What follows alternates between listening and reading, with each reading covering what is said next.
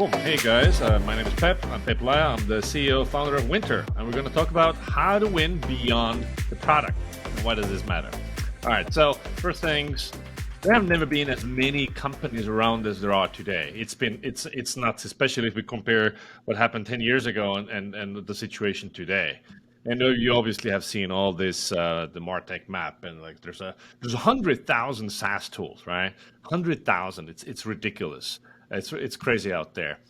And the crazy thing about if you zoom into any category, what we will find is that just the market positions are the stability of market positions is just crazy astonishing. Whoever is the category king today will most likely be there 5 years, 10 years from now, and they were also the category king 10 years ago. If you look at outside of tech, let's say ketchup, Heinz, they made billions of dollars being the market leader of ketchup already in the 70s. So if you're a category leader, congrats. Everybody else, you really won't stand a chance against them. Like the sales force is going to keep on eating your lunch if you're in CRM. And the implications, of course, are big there. So double jeopardy law, if you read How Brands Grow, Byron Sharp, if you haven't, get on it. But basically, the big keep on getting bigger, and the poor keep on getting poorer, kind of. This is the way of the world. Um, and knowing this really sets a tone for our competitive strategy. What to do about it? So if we cannot take on the category leaders, what do we do? And the other implication here is like, why is it that the big are getting bigger? What's happening underneath? So they get all the word of mouth. They get all the mind share. So, what's a good CRM I should use? I mean, people are very unoriginal. They recommend the tools that everybody knows. And our job as a marketer, of course, is to get inside that very limited consideration set. So we are a CRM. There's HubSpot, there's Salesforce in there. We also want to be in there. The consideration sets are very limited. It's like 3 to 5 tools. The B2B buyer is not irrational. They're not going to look at all the tools. They will look at the very, very narrow set of tools. And the crazy thing is that in the consideration set, it's not about what people actually know and use and love. It's mainly tools they have heard of. And I know this because I see people recommend Wynter all day long, and I know who's actually a customer. And most of the people recommending us, thank you very much, are actually not customers. You should be. So there is no such thing as an all rational B2B buyer. They're not looking at, here are all the tools in the category, and let's now create this matrix of all the things they have or don't have. No, it's very emotional still. It's the category leader, the top 3, and then some maybe interesting options they're going to look at. So how are you going to get into that consideration set? So that's a huge part of your job, right? And as far as I'm concerned, there are only 3 ways to do that. I mean, there might be more, but 3 main ways to get inside consideration set. So number 1 thing is innovation. Innovation. So basically, the best way to win as a company is just to be objectively better than other products. Objectively better.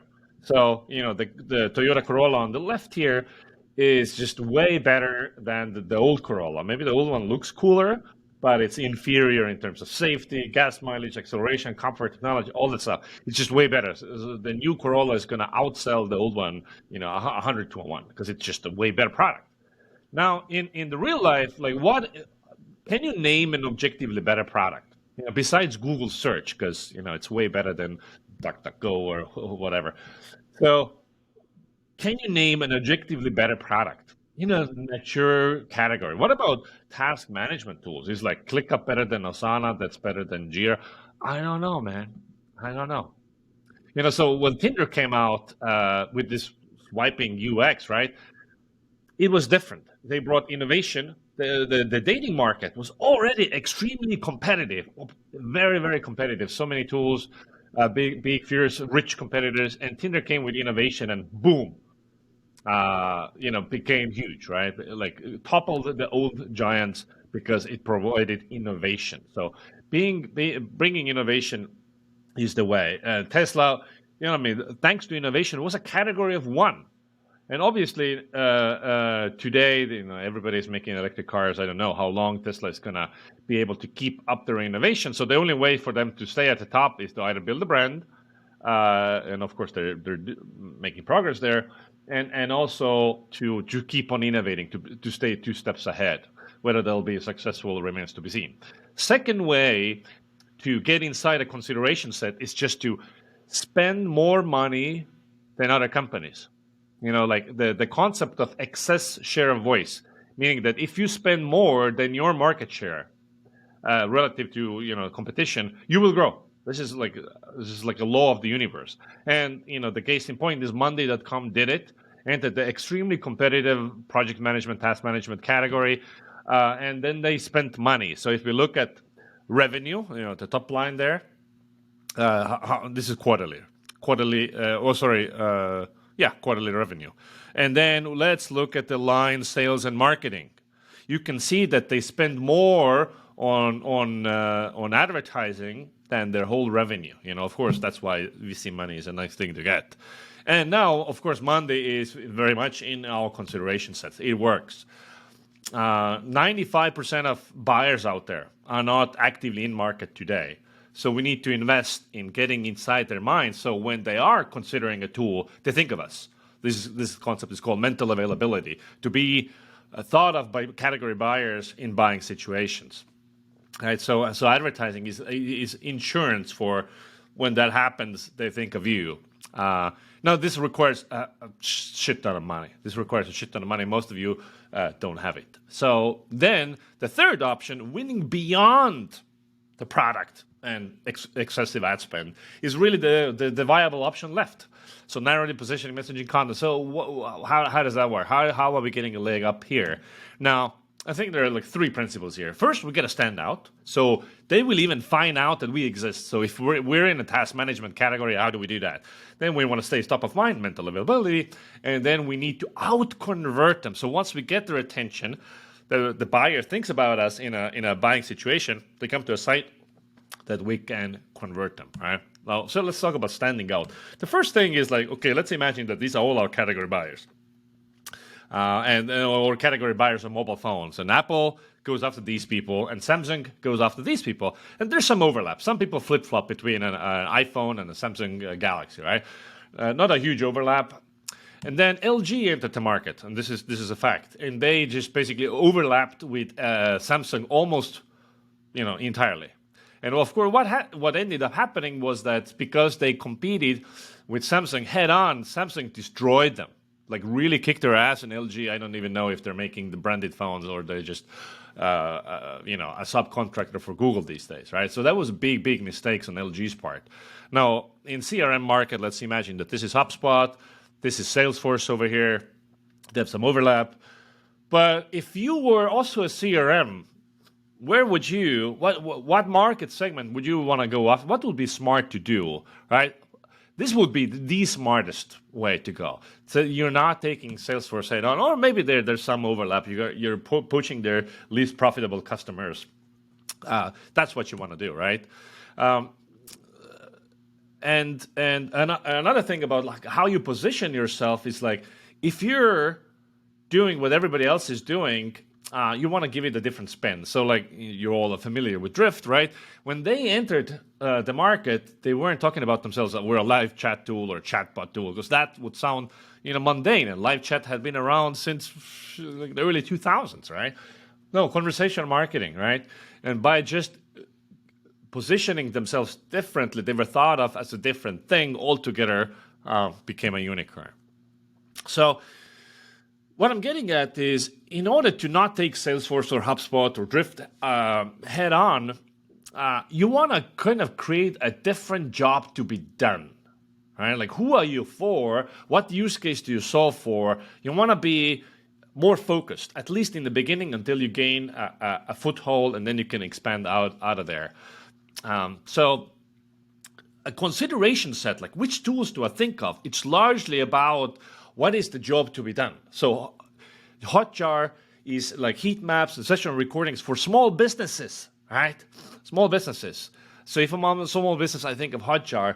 Whereas if I'm enterprise, I would think of like Content Square or something, or HubSpot, CRM for scaling companies, not SMBs really. Like I'd go with Pipedrive, or CXL is like training for marketing teams, not just all, not like LinkedIn Learning. This is like something for everyone, right? So Copper is a CRM, and they are very good at clearly positioning themselves. Like, hey, if you're using Google Workspace, this is the CRM for you, right? They're going after a very focused market, not taking on HubSpot per se. So prerequisites for crisp positioning is like you need to make it clear what is it. You lead with a category. Who is it for? Well, who's the ICP? And I mean, you could have a few. And the use case, or like what problem are you solving? And this needs to be super crystal clear in every interaction with your brand. Like people need to know that, because then it's like, this is for me. And if it's fuzzy, if you use like rotating shit, then there's, like Klaviyo, right? They entered a very crowded market of email marketing, but they choose e-commerce. Now, of course, they're ginormous, right? But look, even today, they lead with a category, this e-commerce marketing automation, and you know what it's about. Or Gorgeous, also when they launched, help desk software was just like huge market. Like Zendesk was already giant corporation, and Gorgeous came and also picked e-commerce as like, we can actually build an objectively better help desk product for e-commerce, better than Zendesk, right? Innovation, remember. And they did it, right? Wynter is test messaging with target B2B customers in a matter of hours, right? It's a unique positioning. There's nobody else. Now, if somebody wants to test messaging, there's really nobody else to think about. Like this is crisp positioning. Fuzzy positioning is like when you people come to your website and it's like, better teamwork, fewer meetings, is range is the place for. And you look at the picture and you read it and it's like, I still no clue what is it. This is like, what do I use this instead of? Is this replacing Slack or like what is it? I don't know, right? Or even worse is like if you have this rotating, like blank, it's product, it's support, it's agents, it's marketing. It's like we do everything for everyone, right? It's just a bad idea. Same idea with ConvertKit, like rotating the use case. It's just bad design. So don't do that. So once we get their attention, we're a unique job to be done, unique positioning. We go specific use case, specific target market. We want to stay top of mind. We want to build mental availability. This is the name of the game. So mental availability, to remind you, is you are being thought of by category buyers in buying situations, right? You come to mind, right? Like unaided recall, right? So how do we stay top of mind? So once we get their attention, they find out that we exist. So, be the media company. I mean, Patrick is going to give a talk about this. Look, all these different shows for different ICPs just to stay top of mind, right?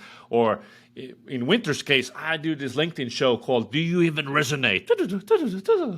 And the point there is that if they're following me on LinkedIn, of course, I post every single day to stay top of mind, and I talk about issues that pertain to my business, Wynter message setting, and I produce shows that is product-led content, meaning it's valuable content, but I'm featuring my own product inside inside the content, right? So just to stay top of mind. And I'm also doing monthly virtual events, not an annual conference, but like this is like all the time, Winter Games. Again, a reason to email people, a reason to do this and that. And I'm also inviting my ICPs to be part of this, to co-create the content with me, who to speak at my events. Again, stay top of mind. We do workshops, same idea. It's like I have a reason to email my customers, my co-host might be my ICPs, the topic, to stay top of mind, right? Of course, I have a podcast. You should listen to it. Same ideas. Like there are multiple hooks in the sea to reel somebody in. And then, of course, there's advertising. Like if you read Byron Sharp, basically the laws of advertising are clear. Like one, advertise broadly to all category buyers, because 95% of the market is not in market today. In the future, right? And then in terms of advertising budget, spend every day the same amount. So meaning don't do like a whoosh campaign, trickle it, right? So take your advertising budget, annual budget, divide by 12, divide that by 30, and spend that every day, right? And we do that. So when you come to Wynter's website to stay top of mind, we chase you around with awareness creating ads. So this is one ad. So let's see if you guys can hear this.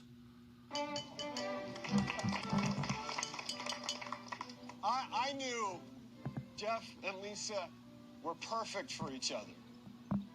The night of our first threesome.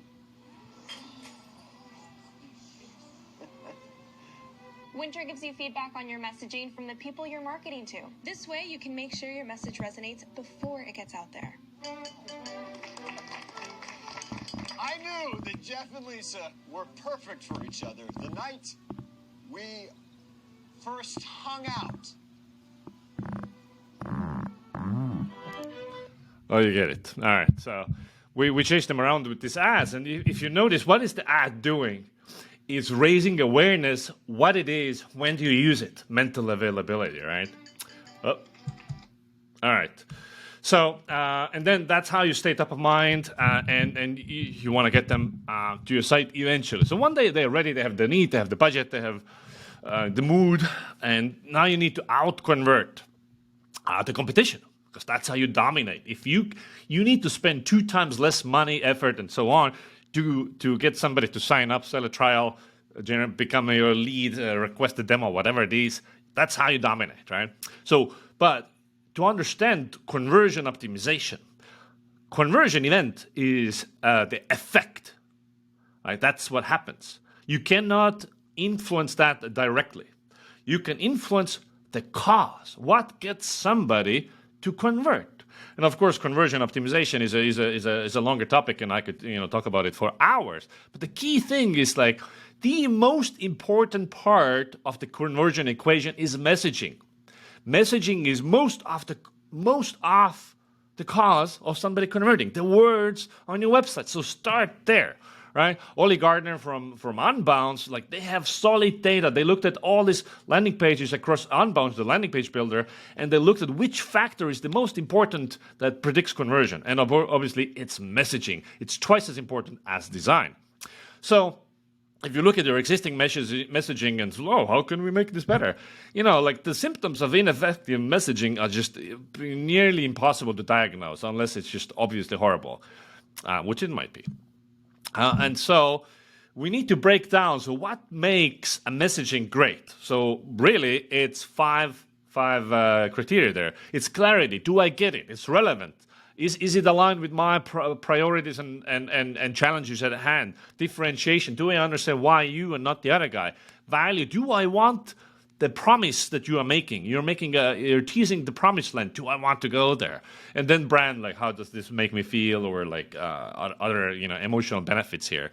So if you improve clarity, if you improve relevance, differentiation, and value, I'm more my likelihood of converting will go up dramatically. That's why the most important thing you can do with your messaging is find out which messages the buyer needs to hear to buy, to convert, to sign up, to request a demo, and then say those messages. And how do you find out? This is ICP research, this is message testing.